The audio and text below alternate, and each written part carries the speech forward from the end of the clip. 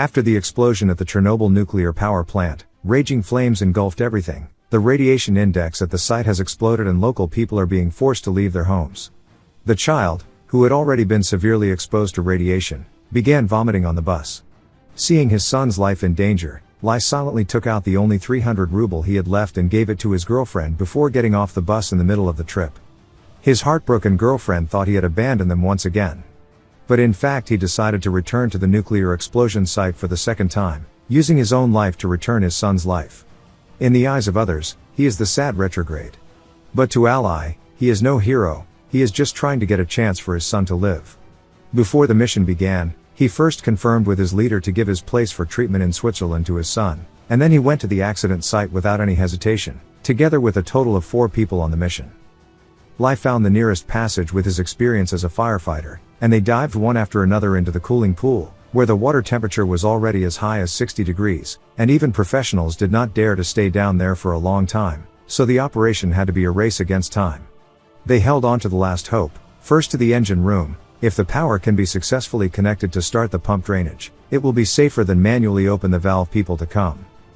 The high temperature of the reactor makes every piece of equipment here into a time bomb. Preheated nuts like bullets constantly collapsed out. Every few steps there was an accident. The bomb also gave the bomb a team member's face was instantly scalded by the tumbling hot stream. Seeing this scene, the engineer was so scared that his legs were weak and he had to retreat on the spot. Even if he was beaten, he refused to move on. Arrayed a hard knot, Lai can only come to. The engineer was so scared that he had to retreat.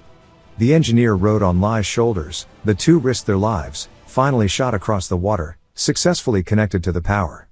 Seeing the bulb gradually light up, the 3 also rekindled hope. But not yet happy for a few seconds, the pump and immediately cut off the power. Manually open the valve became the only choice.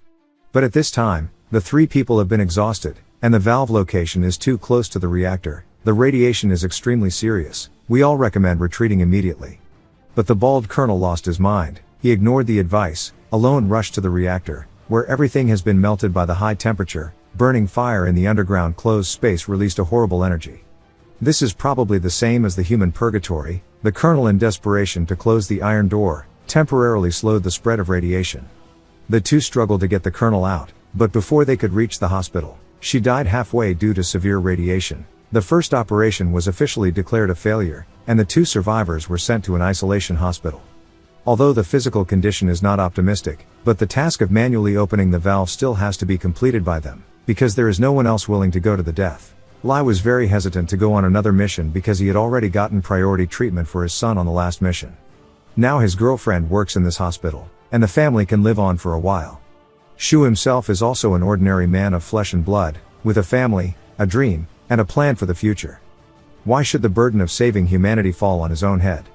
But if not save, once the reaction, the secondary explosion of water, all the surrounding cities will be in a flash of smoke, and how can this small family of their own be spared?